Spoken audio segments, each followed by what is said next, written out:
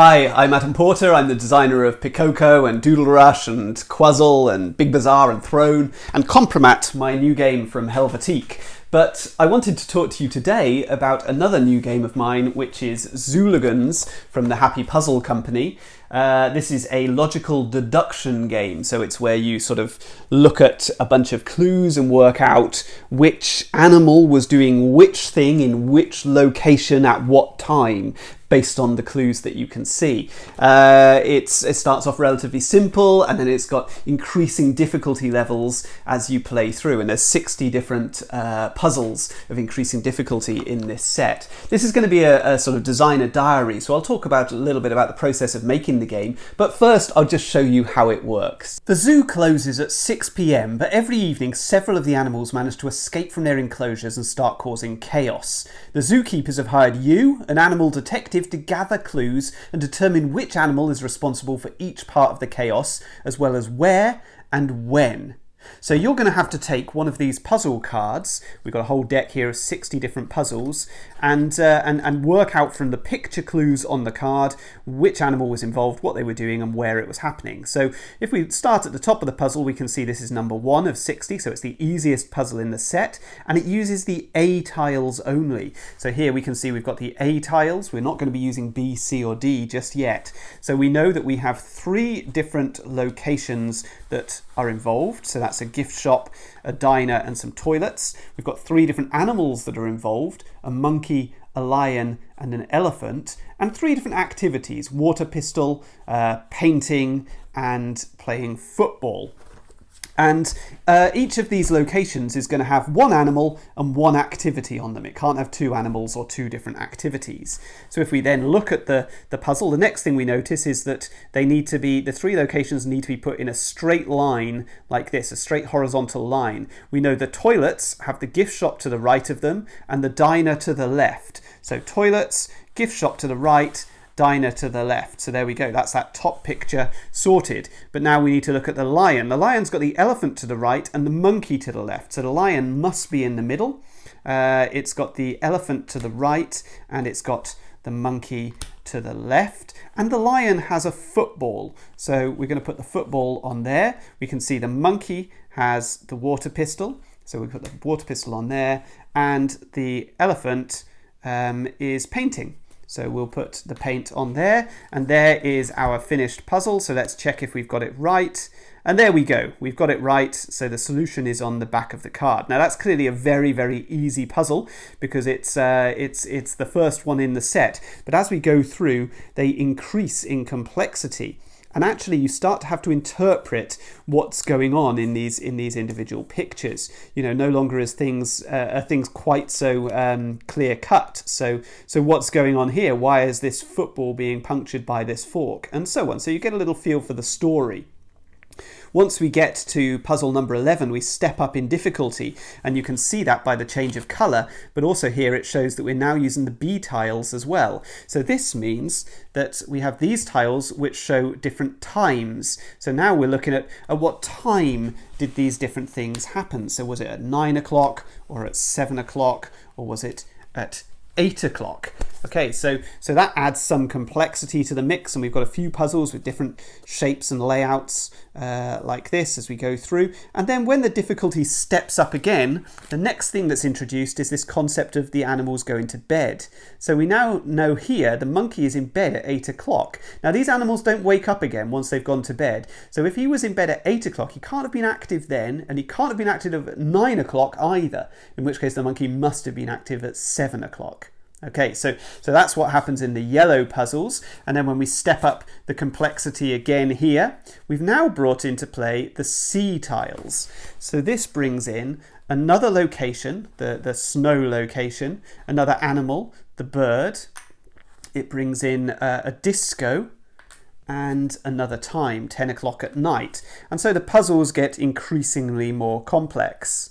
Now once we jump on from the red puzzles to the purple ones at number 30, you'll now notice there's no layout. So we no longer know how these locations are supposed to be arranged. We're going to have to work that out from the different signposts that are shown on here, along with the interpretive puzzles. And so things are getting more and more complex.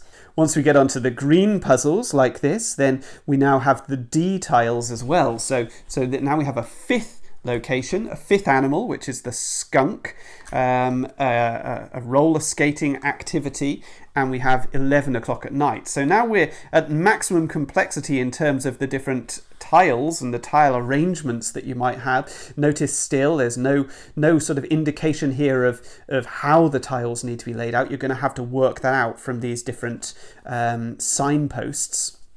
And then stepping up, there's one final level of difficulty as we step up into the dark green. And now what you can see is that sometimes we have things that may true or false situations. So the lion is either ice skating or eating a burger. And only one of those two things can be true. The bird is either in the toilets or in the snowy tree. Okay, and so we have that added complexity, and then even later we start to look at things like the weather, what's going on depending on the weather symbols at the top here. So we can see that it's particularly hot at 8 o'clock. Does that have anything to do with the melted snowman, perhaps? Okay, and the most complex puzzles really have an awful lot going on in them. Okay, so Zooligans came about it was a very straightforward process. When in 2019 I met the Happy Puzzle Company and I showed them my game, which I designed with Rob Fisher, and that became Quazzle, which came out last year. So Quazzle is a super fast game where you're matching different patterns on cards and then trying to fill out your grid before the other players. Really fast and fun for different sort of ages, a family sort of audience. Now, what I often find when I've designed games for a publisher, and it's the first time I've worked with that publisher, if I've enjoyed working with them, then immediately I start to think about what else could I do with this publisher? Because you may as well build on that contact, right? You may as well build on that new relationship that you have. And so that's exactly what happened with Happy Puzzle Company. I started looking at their puzzles that they had, and I'm a big fan of these sort of puzzles, the ones which say, you know, this is happening in this location and something else is going on, but this is not the case, and you've got to then work out from those clues what exactly is going on. That's the sort of puzzle that I can kind of engage with. But what I found with those puzzles is that they always are full of text. And so examples are the sort of things that you can see behind me. So Dog Crimes and Chroma Cube, those are both available from Happy Puzzle Company, but also Murder in Green Rock Village Theatre from Jumbo. These are fun puzzles, but they're full of text. And so I wanted to create one which was based around images. That means that the product is hopefully more attractive, but also that it can be sold in anywhere around the world. I know that Happy Puzzle Company is an international company. They sell all over the world.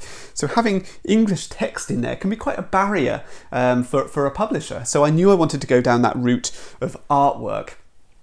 As a result, this was a very time-consuming thing to put together, finding lots of little pieces of artwork off the internet, but then of course there wasn't always the right bit of artwork available for the picture that I wanted, so I'd have to redraw things in certain ways, and fortunately I can do a little bit of graphic design, I can do a little bit of cartooning, so I could kind of make that work, but it was very, very time-consuming. Fortunately, I showed this to Happy Puzzle Company when I'd done maybe 20 puzzles I'd come up with, and they liked the concept enough that they said, yeah, keep working on it. And eventually I got to 60 puzzles in there, and Gavin from Happy Puzzle Company was very excited about the product, so I kept developing it from there. Then Richard Hermie, who is the graphic designer, came on board and started working on it, and I think he found it quite a daunting prospect because there was so much artwork to be dealing with here, and actually it was a fairly intense couple of weeks working together on this product, because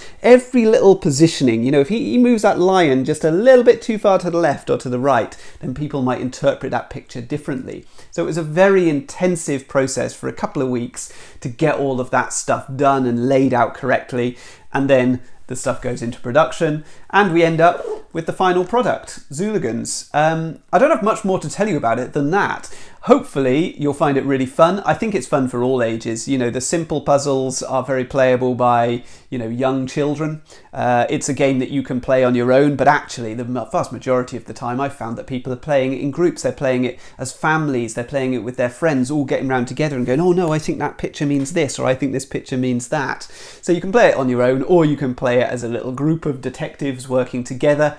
And to be honest, I've found that adults often find this even more challenging than the children do, because the children are very used to doing puzzles and logical deduction and things like that, whereas adults, you may not have exercised those muscles for a little while. So Zooligans is available from the Happy Puzzle web store in the UK. I'm sure it'll be available widely online and in various sort of retail outlets and things like that as well over time. Yeah, hope you enjoy it. If you enjoyed the video, please watch some of my others on Board Game Geek. I'm Adam78. On Twitter, I'm at Board Game Wales, and please subscribe to my channel, Adam's Board Game Wales, on YouTube. Thanks very much for watching. All the best.